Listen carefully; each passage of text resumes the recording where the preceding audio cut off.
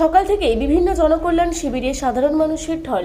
বিশেষ করে বার্ধক্য ভাতা, অন্নপূর্ণা ভাণ্ডার এবং ডিজিটাল রেশন কার্ডের সহ ৫৫টি প্রকল্পের নথিপত্র জমা দেওয়ার জন্য লম্বা লাইনে দাঁড়িয়ে রয়েছেন উপভোক্তারা। জনকল্যাণমূলক প্রকল্পগুলির সুফল পৌঁছে দিতে জেলার ব্লকে ব্লকে শিবিরের আয়োজন করা হয়েছে। আজ থেকে মাননীয় প্রধানমন্ত্রী নরেন্দ্র মোদীর ১২ বছর পূর্ণ হয়েছে। সারা ভারতবর্ষ জুড়ে তিনি বিভিন্ন জনকল্যাণমূলক প্রকল্প গ্রহণ করেছেন। পশ্চিমবঙ্গে নতুন সরকার আসার পর এবং কেন্দ্রীয় প্রকল্পের সুবিধা যেন সাধারণ মানুষ পেতে পারে তা নিশ্চিত করতে আজ বিভিন্ন ব্লকে জনকল্যাণ শিবিরের আয়োজন করা হয়েছে। নেতৃত্বরা জানিয়েছেন, পরিদর্শন শেষে দেখা গেছে সাধারণ জনগণের মধ্যে এই প্রকল্পগুলো নিয়ে বিশেষ উৎসাহ রয়েছে। প্রশাসনিকভাবে এই সব জনকল্যাণমূলক প্রকল্পগুলো সাধারণ মানুষের কাছে আরও ভালোভাবে পৌঁছে দিতে সরকার বদ্ধপরিকর।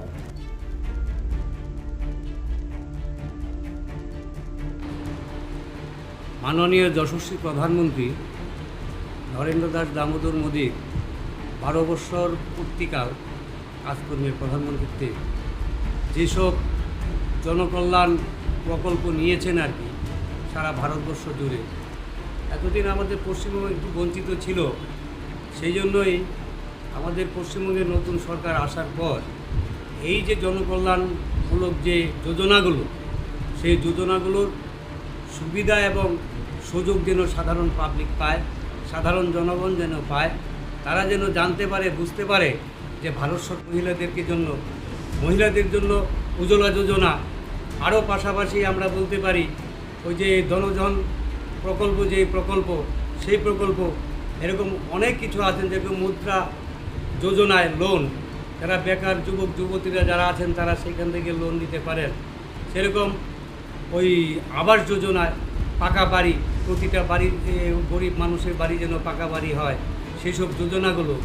আরও যোজনা আছে, যেরকম কি বলবো, ওই গরিবদের জন্য পানীয় জল, জল জীবন মিশন, ওই জল জীবন মিশনের মাধ্যমে যেন প্রত্যন্ত গ্রামের মানুষ সেই জল, পানীয় জলটা যেন তারা গ্রহণ করতে পারেন, সুস্বাস্থ্য যেন করতে পারেন, রাখতে পারেন। এইসব প্রকল্পগুলো নিয়েই আজকে আমাদের জনকল্যাণ যে প্রকল্প চলছে, প্রতিটা প্রশাসনিক ভবন অর্থাৎ ব্লক লেভেল অফিসের মাধ্যমে, সেই জন্য আজকে এখানে আসা। এইটা এসে আমরা দেখছি যে না, লোকের মনে খুব উৎসাহ এবং সাধারণ পাবলিক এইসব জনকল্যাণ প্রকল্পগুলো এরা লুকে নিচ্ছেন, এরা যেন সুযোগ সুবিধা পান, সেই ব্যবস্থাটাই করার জন্য আমরা ভিডিও অফিসে আসা। শিবিরের বিস্তারিত যদি বলেন। আজকে জনকল্যাণ শিবির আজকের থেকে শুরু হচ্ছে এবং 3 দিন চলবে আমাদের, আজকাল পরশু 15 থেকে 17 তারিখ পর্যন্ত। এবং এখানে 19টা দপ্তরের বিভিন্ন স্কিম নিয়ে জনগণ পরিষেবা পাবে এবং তার জন্য আমরা প্রস্তুত এবং জনগণকে পরিষেবা দিতে আমরা প্রস্তুত। আমাদের বিভিন্ন কাউন্টার করা হয়েছে, বিভিন্ন কাউন্টারে গেলে জনগণ এই পরিষেবা পেতে পারবে। কটার থেকে কটা পর্যন্ত চলবে? সকাল 10টা থেকে বিকাল 5টা পর্যন্ত এই পরিষেবা পাবে। এই 19টা প্রকল্প মূল কয়েকটা প্রকল্প যদি বলেন।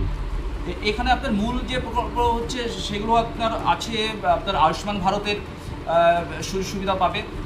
এখানে পাবে হচ্ছে অন্নপূর্ণা যোজনার বিষয়ে সুবিধা পাবে। এখানে পাবে হচ্ছে জব কার্ড, যেটা আমাদের এনআরজি প্রকল্প আছে, অন্নপূর্ণা এনআরজি প্রকল্প থেকে এই যে কাজ 100 নতুন জব কার্ড, এই সুযোগটা পাবে।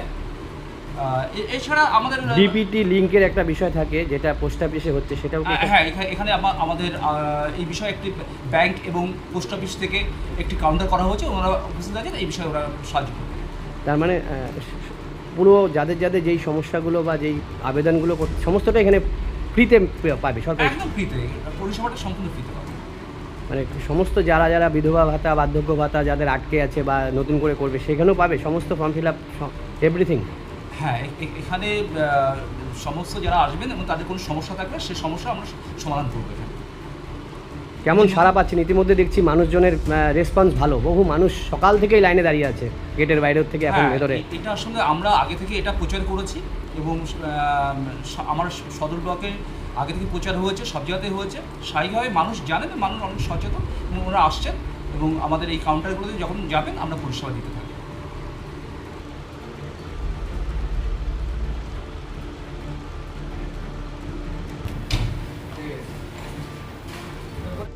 আমার নাম নেবু মণ্ডল। হ্যাঁ, নেবু মণ্ডল।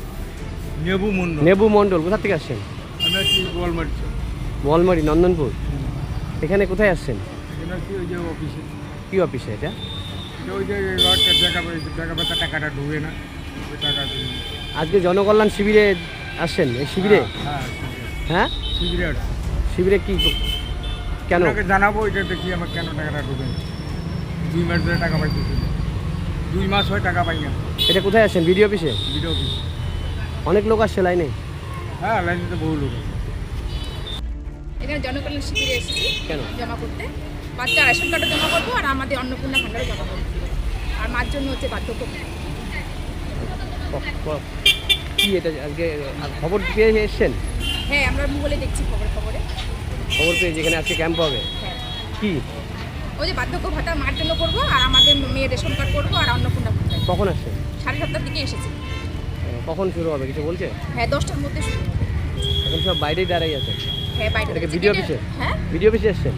কোথায় বাড়ি আপনার? আমাদের বাড়ি বেলাগোলা। কি নাম আপনার? অঞ্জলি রানী। এবং এই শিবিরে মানুষজনের কি উপকার হবে, কি বিষয়, কোথায় কি বিষয় যদি বিস্তারিত বলেন। আমি বিডিও অফিসে এসেছি আমাদের ভারতীয় জনতা পার্টির জনগণের সরকারের 12 বছর পূর্তি উপলক্ষে জনগণের পাশে আমরা সেই উদ্দেশ্যে জনগণের কাজে যে 55টা দপ্তর আছে 55 দপ্তর একত্রিত করে এখানে বিডিও অফিসে একটা মেলা টাইপের করা হয়েছে।